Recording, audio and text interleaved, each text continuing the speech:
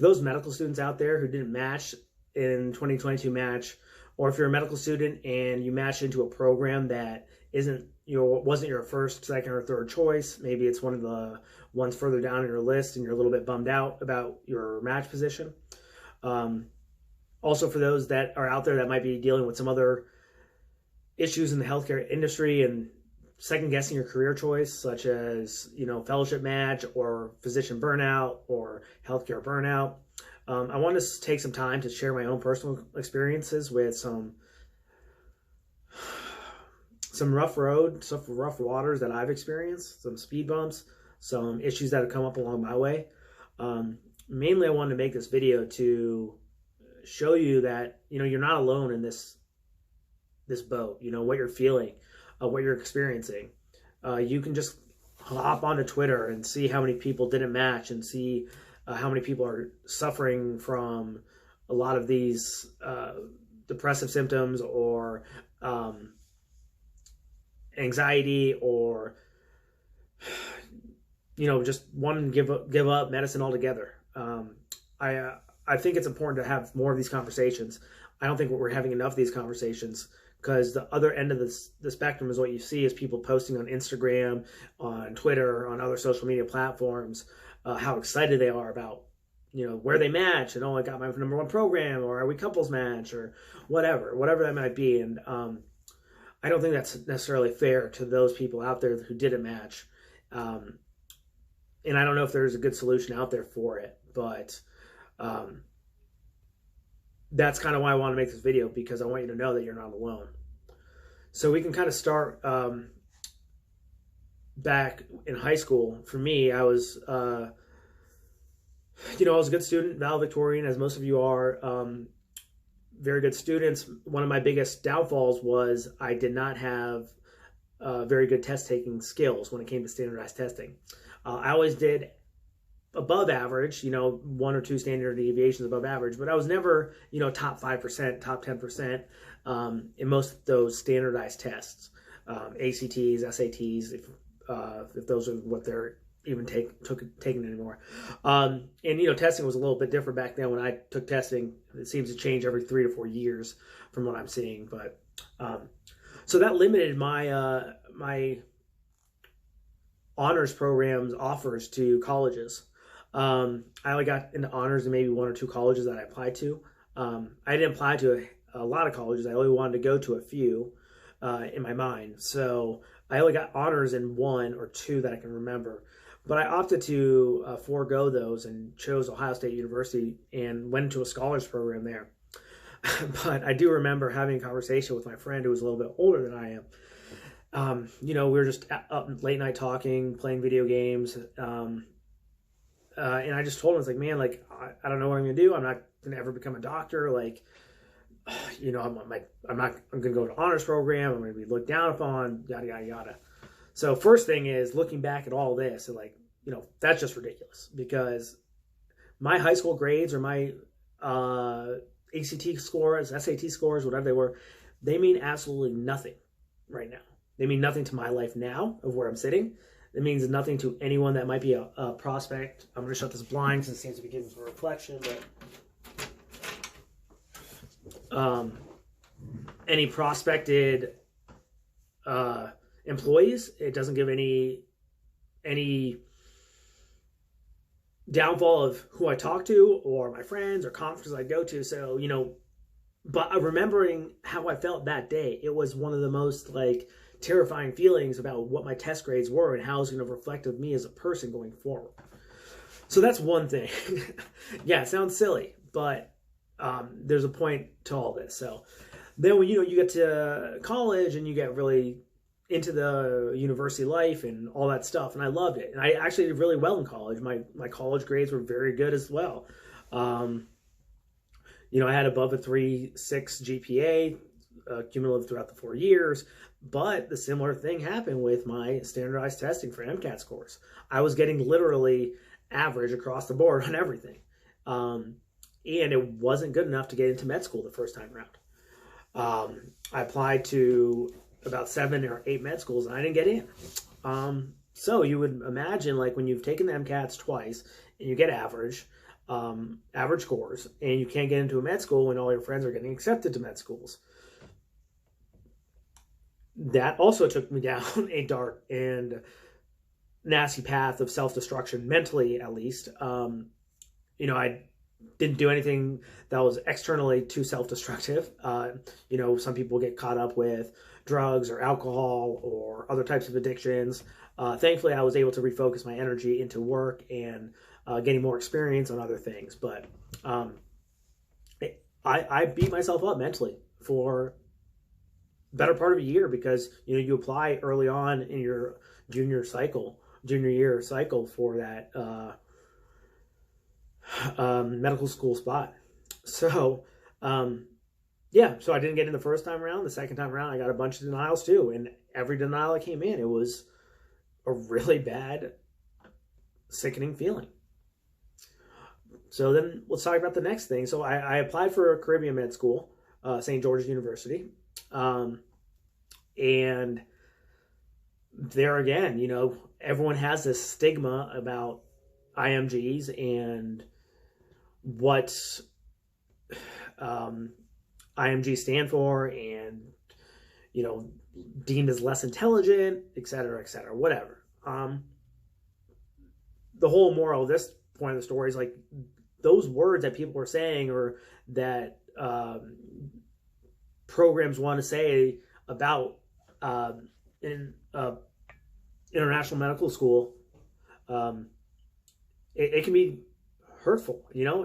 Those are things that people don't talk about, but we read from the same textbooks, we go through the same question banks, and in my opinion, from what I saw, is we probably spent more time in the classroom. I can't say definitely, but from my experience, we spent a lot of time in the classroom compared to what some of my colleagues in America were doing. And that might just be my experience. Other people might have less experience. I know some of my colleagues who thought that St. George's was easier than what would have happened in America. I don't know. I'm not going to try to play that game right now. But the point remains, from my experience, it was really, really tough, and I knew it was an uphill battle. So come down to when we're looking for residency programs, and this is probably the one that's going to reflect on most of you, is I end up having about 7 or 8 physical medicine rehabilitation interviews, 3 prelim interviews, and 2 family medicine interviews, something around those numbers. So I know I applied to over 100 programs when it was all said and done. And at the end of the day, to only have 10 or 11 interviews, that's a punch in the gut. But you kind of swallow the pill, knowing that you're coming from an international foreign medical school, and you kind of do the best you can to make the best of your opportunities. So when match day came, it should be one of the most exciting days of your life. You've worked 4 years of undergrad, 3.5 years of med school at this point, and you're ready to match. You want to go to a program that's going to set you up for success in the future. But when I opened up my email account, it said, "Congratulations, you have matched into a preliminary program. Unfortunately, you have not matched into a categorical program." Sorry, reverse that. You have matched into a categorical PM&R program, but you have not matched into a preliminary year program. So then you're sitting here thinking, I was like, 1, I don't know what program I matched into. 2, like, what am I going to do for a prelim year if I didn't match into that? So I remember seeing that email, and my heart just sank. Like, I was frozen with insecurity and doubt and fear, and I didn't know what to do. I can honestly say that was a time that I remember sitting in my apartment in Brooklyn, hearing my roommate cheering about his successful match, and he's ready to go party and celebratory drinks or whatever, and I'm sitting here pretty much about to break down in tears. I didn't at that moment. I actually waited for him to leave until that happened. And then once he left to go meet his friends and talk to his family, I was in tears. I was lost. I was confused. I didn't even know who to turn to.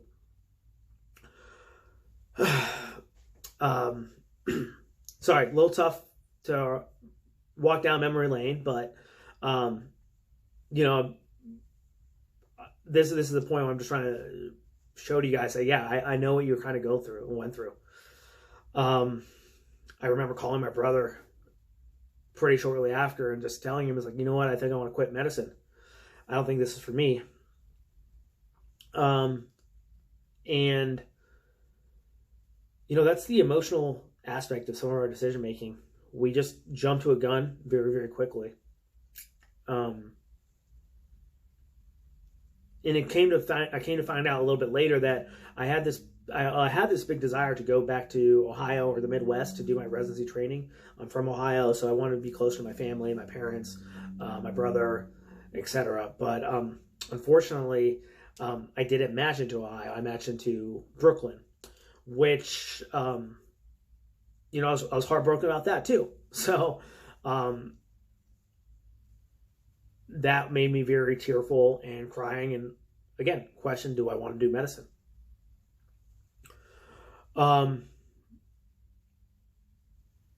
In that SOAP process, I was able to SOAP into a transitional year program.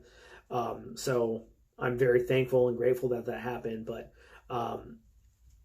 just that whole week, I remember spending that week crying, couldn't sleep, couldn't eat until I figured out where I was going to go for my intern year. And then once I found my residency management place, I was like not excited, but you know, it was one of the ones that wasn't the top of my list, wasn't the very bottom of my list, but definitely wasn't my first or second choice. And I don't think it was even my third choice, but ultimately, I'm looking back and reflecting, as we talked about, reflecting years ago.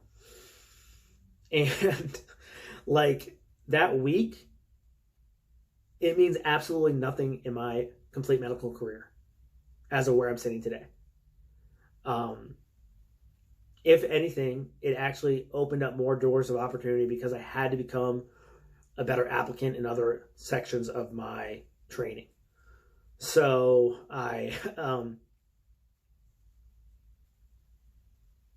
want to rewind and just say, like, because I knew I was a poor test taker in undergrad and to get into undergrad and to get into med school, I did not want that to be my blocking point to get into residency. So I made damn sure that I was going to be a good test taker, and I knew the material. Now, similarly, you know, for this, I didn't blow the test out of the water, but what I did do is gain my confidence in test taking. I gained my confidence in studying. I gave competency in these domains. I started asking more questions. I started learning how to become a test taker, which people still don't know how to do. I learned how to become a studier, which people still don't know how to do. And this isn't to belittle people, but this was the opportunities that knowing my weaknesses, what it brought to me. Now I have the self-destructive button where if I get anything wrong ever, not anything, but being hyperbolic for purposes of the talk, is I will obsess about that point. I'll go read every book I can. I'll go read research papers about it. I will go watch YouTube videos on surgical techniques. I'll ask colleagues. I'll ask friends. I'll ask mentors. So this, in my mind, is what the opportunities that opened up from my poor test taking days were. You know, I don't have a solid reason why I didn't match into one of my higher programs for residency, or I didn't match into but it could have just been, you know, I was shy, I wasn't confident or sure of myself, or my abilities. You know, I maybe had something in the back of my mind then that I didn't even want to go into medicine. So at a subconscious or less than conscious level that I was sabotaging myself during my interviews or during my med school rotations or whatever. But only how it came down to interacting with the program directors or the residents. You know, in my mind, I'd like to think that I was well liked and respected and all that stuff, but I really don't know because I haven't had that conversation with any program directors. I can say that there were some depressive symptoms that were overlying because of the stress of med school, because of monetary stress, because of everything else. I mean, I was very depressed. I was not sleeping. I couldn't sleep. I, you know, tried to avoid doing as much work as I could outside of, you know, doing what I needed to do. So I didn't want to go to therapy. I didn't want to, you know, ask for help at those times. And unfortunately, it bit me in the butt when it came to intern year because all that stress that I thought I had in med school, it multiplied. So I wasn't sleeping even more. So some of my toxic habits that would have been deemed probably not so toxic, you know, they started catching up to me. Where I'll, you know, video games or procrastination or, you know, even drinking too much on a weekend, binge drinking, you know, not that I want to be the, you know, police of people drinking or even binge drinking, because I know it's a social relief for some people, but when it's your only social relief and it's your only event, you know, that's not a healthy cycle. So I actually quit drinking for about 3 to 4 months when I was in intern year, and I went to intensive therapy for that same time frame. You know, I needed to take care of myself mentally, and I honestly do believe that time frame was my biggest growth period in my life, because I learned how to deal with some of my depressive symptoms and get better coping strategies. I became very heavy into meditation and yoga and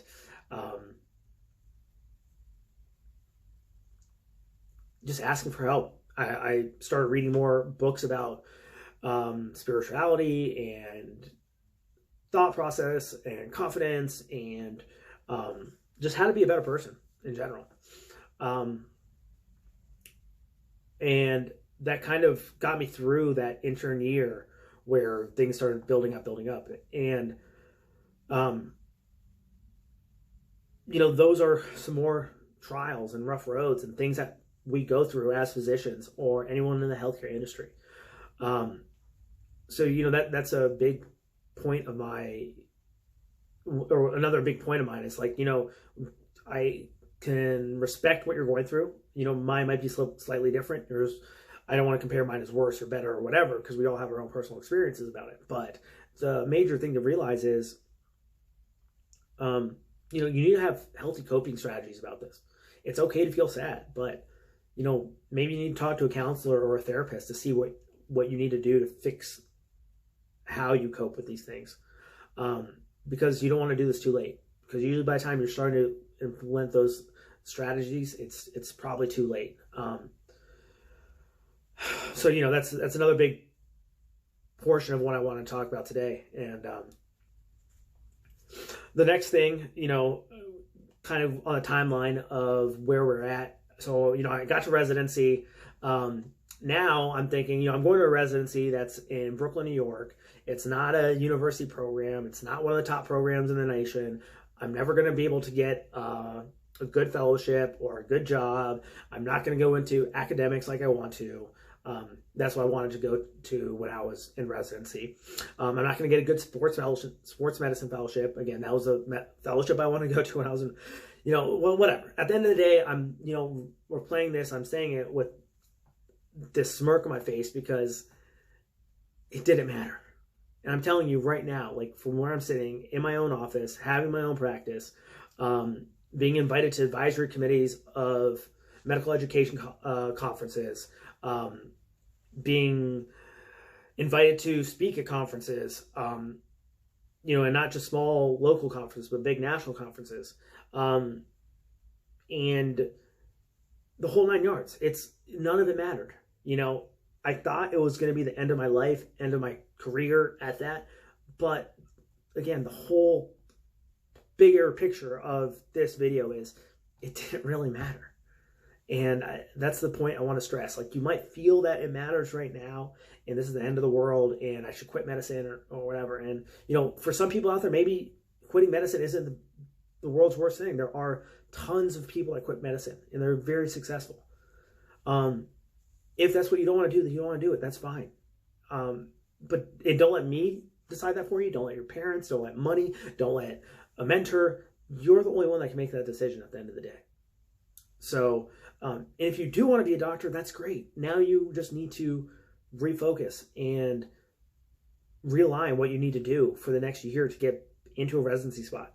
Or if you're in a residency spot and you're not so happy about it, is how can I make the best of this situation? And that's the running thing that I made of my residency program. Me and my other co-chief, we worked so endlessly hard to change that program from the first day we walked in, by changing the didactics, by changing how our rotations went, by improving every measure and outcome, getting better rotations, you name it. We did everything we could to bring that residency program up to speed. And because we did all that, we learned all the stuff that the other residencies were learning. So we were able to bring information from NYU, bring information from some of our other colleagues in the New York area, like at SUNY Downstate, who had a great educational program. We also rotated with some of the residents at Cornell, but I don't know if I ever took any information from them. But there were other programs in New York that we would go to, the New York Society of PM&R meetings, and we would try to get ideas from them and the program directors and the faculty from other programs, and we would bring that in-house and we'd change it. So we made the best of an opportunity.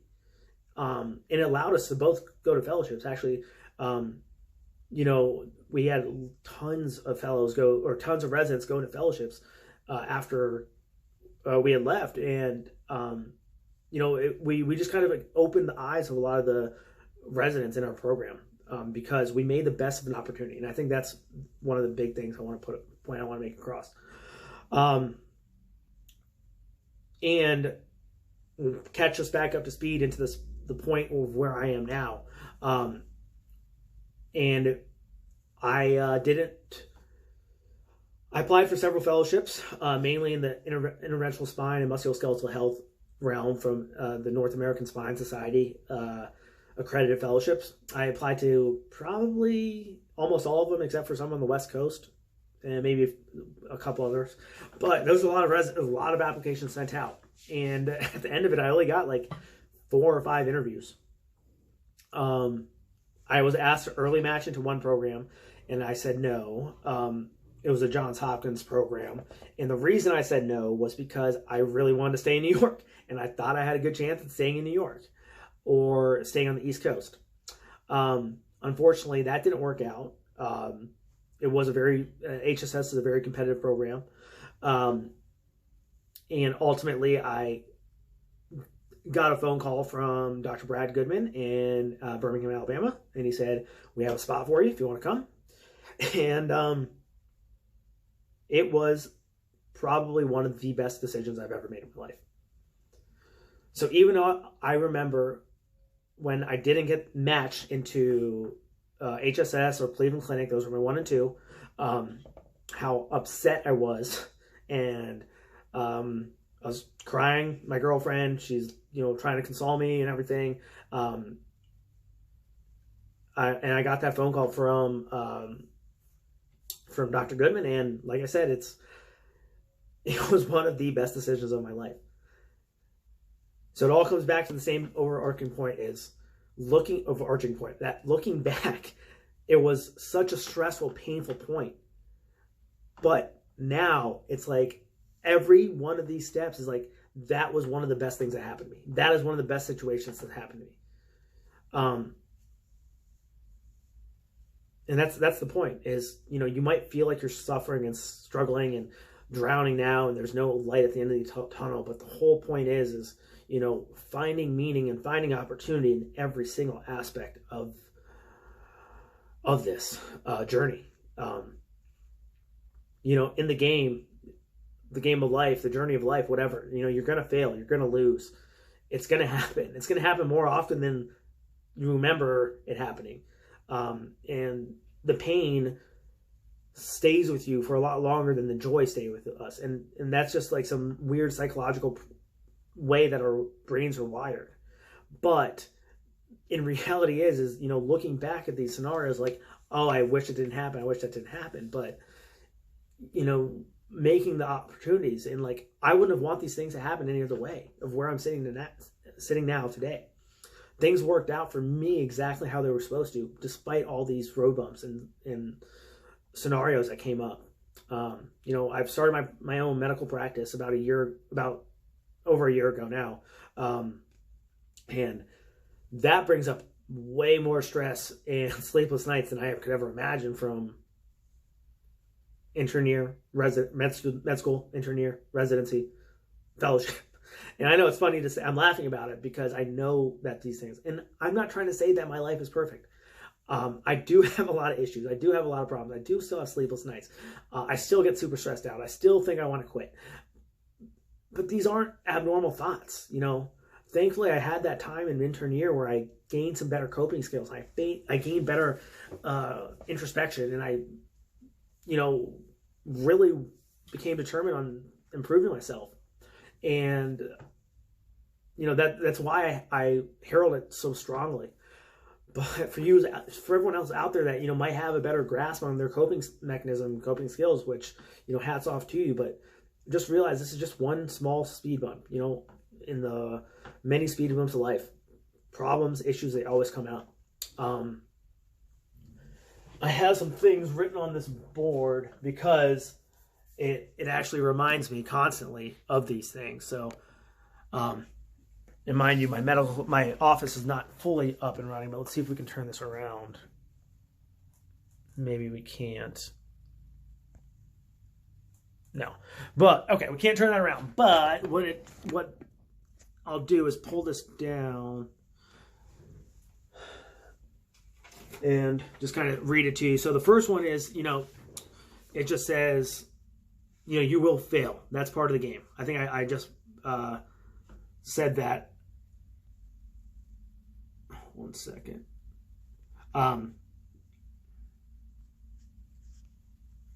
A few minutes ago, that you're going to fail, and that's part of the game. A second thing is, like, you know, what would a wise person do in this situation? You know, how would a person that's super successful, a mentor, or someone that you idolize, or someone's career path you want to go on, it's like, how would they handle this stressful situation? What do you think they would do in this situation? That's an important thought experiment to run through. Another thought experiment to run through is, like, you know, if this same event happened to you thousands upon thousands of times, how would you react that 10,000th time? How would you react the 1,000th time? You know, that first time you stub your toe on that door, it's like, okay, that hurt. But the 1,000th time you stub it, it's like, okay, now it's just annoying. I'm just going to walk away. But similarly, like, you know, those annoyances, those stressful things, like, you know, if you can use these thought experiments and take out your emotional mind on it, then you can have some better understanding about how you can deal with it personally. And this is another one that I've just started doing in the past couple of years, and I've already started seeing the personal benefits, and maybe it'll be beneficial for you as well, as celebrating other people's wins. I was always so jealous of other people getting into a residency program or a fellowship that I wanted. And it was just not a good color to wear. Now I'm starting to realize that, you know, the more people's wins that you celebrate, the more likely that the comparison game just starts going out the window. Then you can start focusing on yourself and what you want to do and how you want to proceed in life. And I think that's a huge advantage to my life. It's like, even if I'm not the most successful person, even if I have other friends or colleagues that are making more money than me, or have better careers, or further off in their family life, whatever, like, that's completely great, and I'm very happy for them. I'm good at where I'm at right now in my life, and I'm very content, and I would very much like to be part of their celebrations if they want to invite me to them. Or, you know, if it was someone that I had a falling out with, or we don't get to see eye to eye, I can still be like, you know what, good for them. But that's just not my path. And that's the way I see it. And, you know, it's a psychological trick, but it works for me, and I think it's a good little habit and a good little trick to have. The next little thing I have written down is, you know, opportunities far outweigh the outcomes. And I think that kind of is a good way to sum up this whole video is, you know, all these opportunities that every single small individual events open up for me, the outcomes have proven, the outcomes of those individual events are far worse off, are not even comparable to the opportunities that I've experienced. So, let me try to summarize that again is, the opportunities that these failed situations in my life have brought up, those outcomes, these opportunities have far outweighed it. It allowed me to go to a residency program where I was able to take on more and more roles and make the best of the situation. I was able to go to a great fellowship program, which I think is one of the better fellowships in the country, just based on the volume of procedures and the types of things that you do, and the people that you interact with, and the mentors that you have there, and the network of people that I still am in touch with because of that fellowship. I think it's way, way better opportunities than these individual event outcomes. So, going on nearly 30 minutes here, and I just want to take that last few minutes just to reiterate the last point is just, I hope this gave you some belief that, you're not alone in your struggles and your pain and what you're feeling in this time because of the match. I hope this talk gave you some more confidence that, in the future it's going to be brighter, it's going to be better. But you got to stay focused. You got to stay positive. You got to, start doing some different work. And that doesn't mean more or less or whatever. It just means different. You need to maybe reapproach it. So hopefully in the next few videos, I'll be able to explain some more tips and tricks to how to match or how to make your situation better. But I do want to say, wrap it with this very statement, which I say to a lot of people, is like, things work out exactly how they're supposed to. And I mean that in the optimistical sense. I do not mean it in like a, bad things happen because of this, but things work out exactly how they're supposed to. And you'll continue to grind. You'll continue to do what you need to do to put yourself in the best situation, to give yourself the best opportunities to have a rich and successful life. All right, everyone take care, and stay tuned for the next video where I'll give some more